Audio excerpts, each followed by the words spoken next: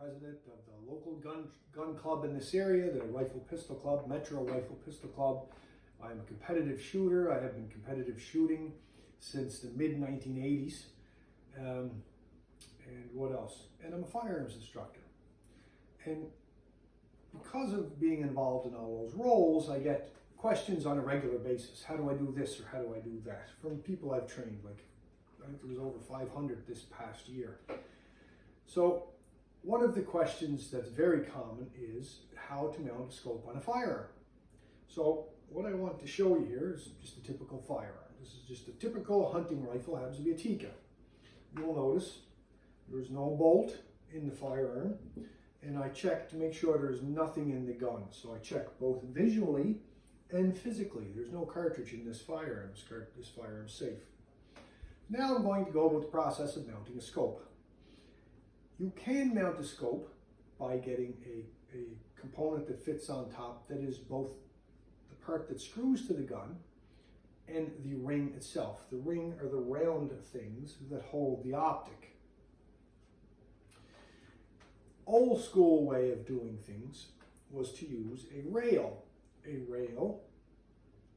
put the rings onto the rail. Now, Leupold had a system where the rail didn't have slots, but it had rings that were specially designed to fit in and actually turn and lock into place, okay?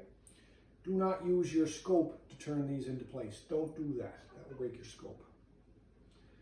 So the rail I chose for this particular firearm, the mount, is made by MDT. It's a Canadian company. They make great stuff.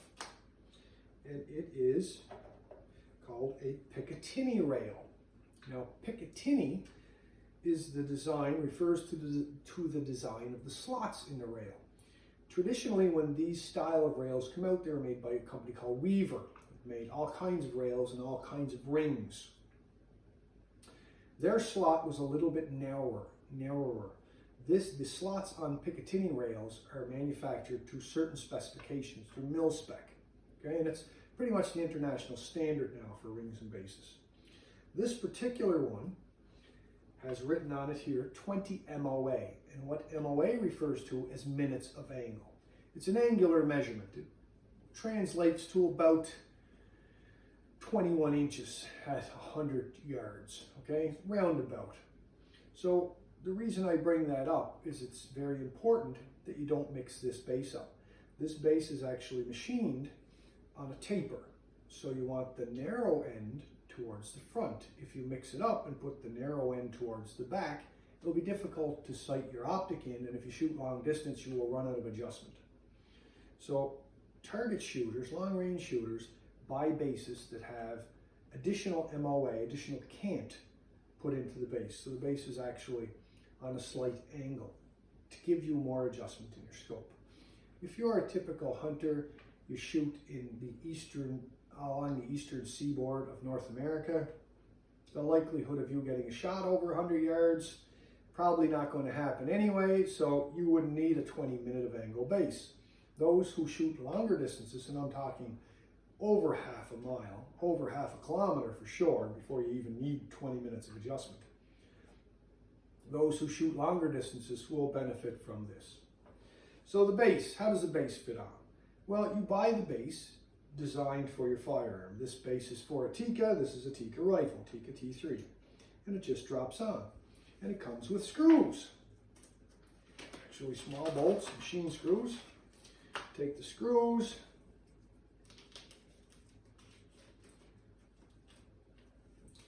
Take them outside. What I like to use a little bit of brake parts cleaner. I took the gun out before and I sprayed brake parts cleaner in the holes, and what that does is it cleans out the oil. I've done those screws yesterday.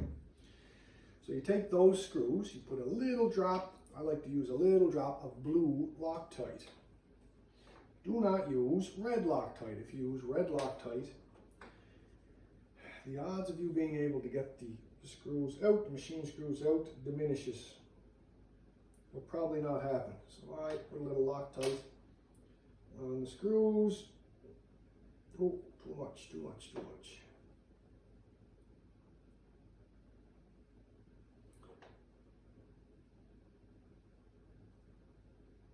The Loctite, of course, gets everywhere. That's okay. So, I put the Loctite on the screws. Now I'm going to take the machine screws, drop them in place, and I'm going to take, I have a wrench. This is a torque wrench, meaning that as you turn it, it will click when you reach the setting you were supposed to. These screws are supposed to be set at, I believe, 30 inch-pounds, so that's what the torque wrench is set for. Do you need this device? No. Unless you were putting optics on a regular basis, I wouldn't worry about buying one of these. If you do it on a regular basis, well, it would probably benefit you, because you don't want the screws really, really tight. There's no need to put them in really, really tight. That's not required.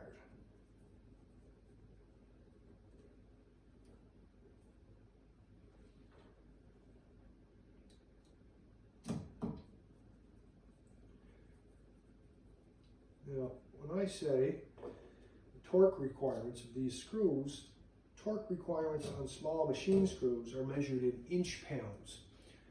Typical torque wrenches measure in foot-pounds. Do not mix the two of them up. You torque the lug nuts on your car to 80 foot-pounds. These torque to 30 inch-pounds.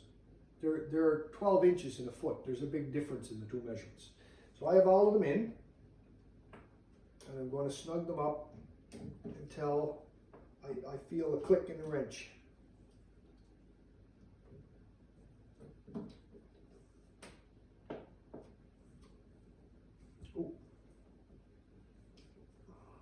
Oh, snugged up, it's stuck.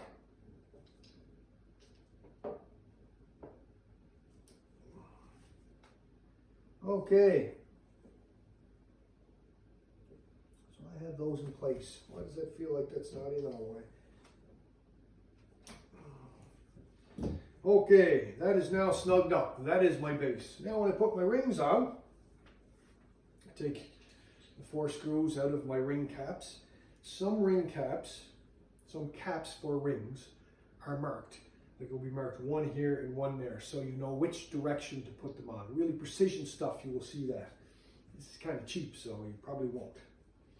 So I take these off so that I know the direction they go back on. And I line up, I try and get the rings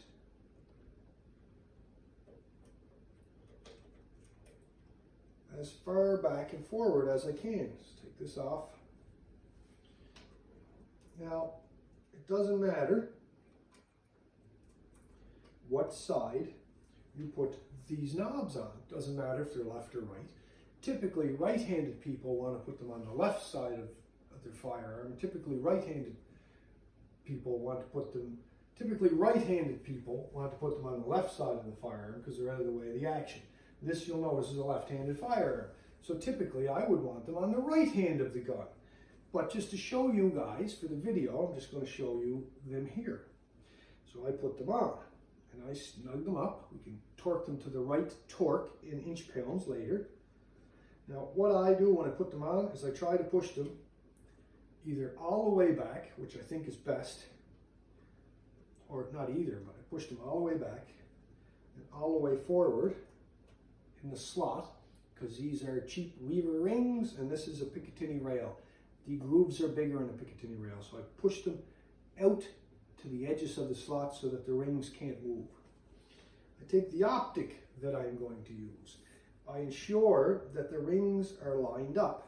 That's very important you do that, especially if you're using a loophole system where the base of the ring fits into the base in a lock fashion. Like you really gotta, you see that's crooked, you really gotta come on to that. Don't put your scope in and try and twist it, you'll break your scope. You need something like a bar, a tight-fitting bar to go in there and use that. Okay? Or a broom handle if you don't have a bar. You don't need great tools for this. Now I like to use a 1-inch machined piece to put in to ensure my rings are in the exact right spot. If I notice they are out, what I can do, or they're out much, or to get a perfect fit. If you're a precision target shooter and you're looking at shooting 1/4 inch groups at a 1/2 kilometer, you might want to do this. You can buy a kit. This is a Wheeler kit. Use a little bit of valve grinding compound. You put it on these rings. You drop this in, and you machine it like this. I've never seen the need to do that personally. I've never lapped rings. I didn't find a need to do that. I have used in this Wheeler kit, there are these centers. I have used these centers in order to set up rings. And look at that. When I look at these, the rings are set up almost perfect. There's no need to lap those. These are only cheap rings. These are really good when you're using the loophole mechanism to make sure your twists are bang on. Very important for that. So now I have my bases. My base installed, my rings are installed. I take my scope, I drop my scope on. Now what is very critical is eye relief. So what I do is I take a base, I drop a base on, and I very, very loosely tighten them. I don't tighten them snug. I just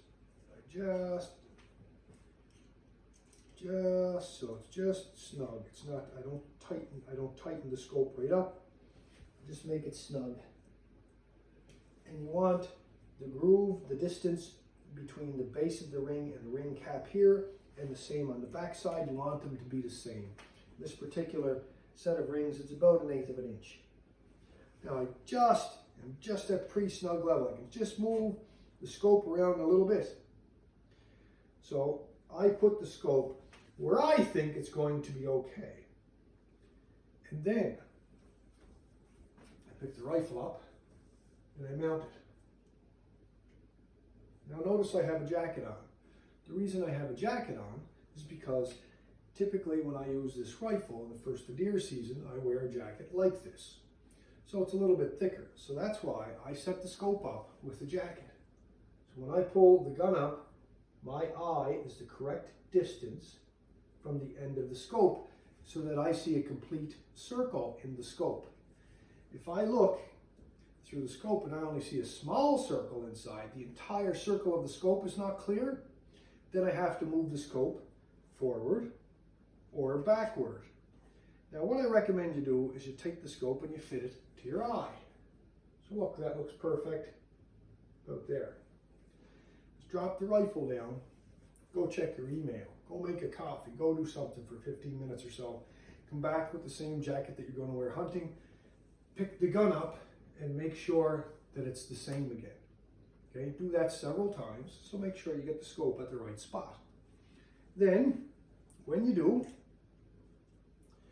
put the front cap on.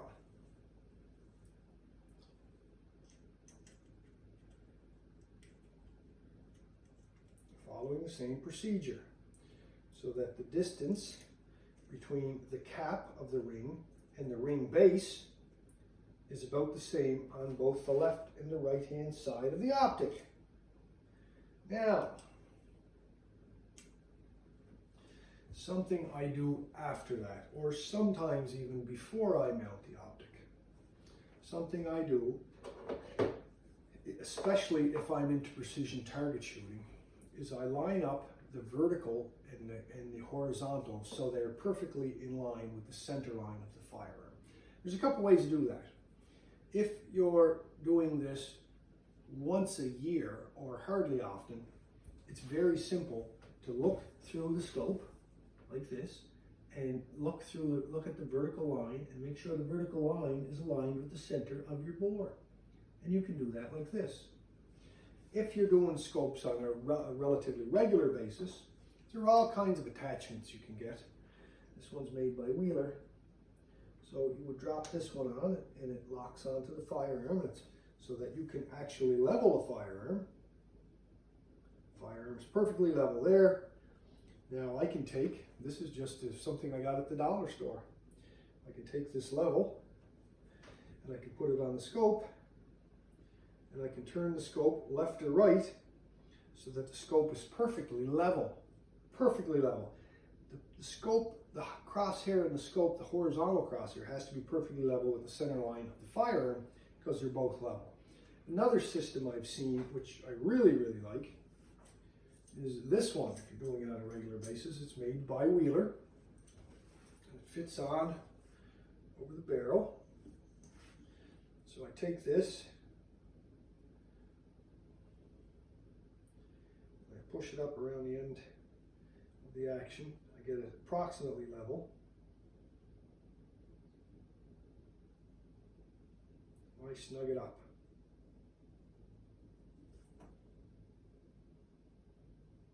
This has a fine adjustment on it here.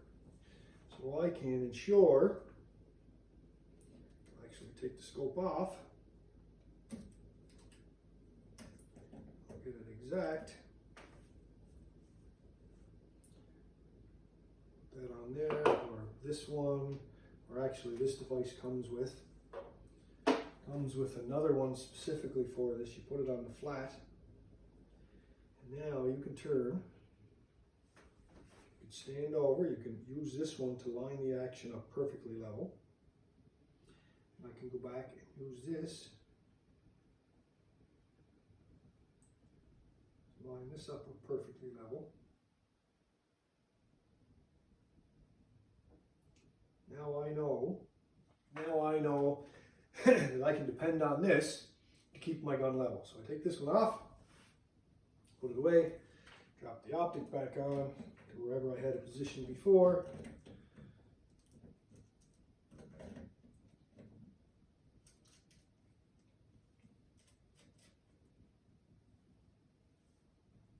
Okay, now while this is still a little bit loose, I can pick the gun up, make sure it's the right distance from my eye to the bell of the scope again.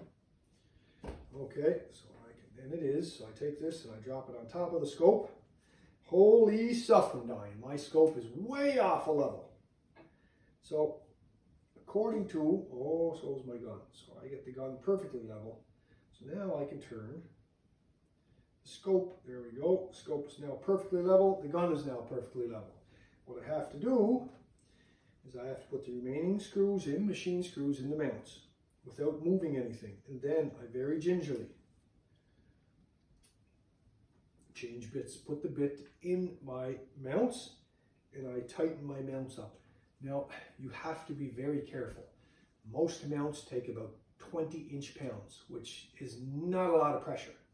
So you have to be very careful, because if you put too much pressure on these rings, you will crimp the tube. These tubes, for the most part, they used to be steel, but they're all aluminum now, and you can crimp the tubes very, very easily.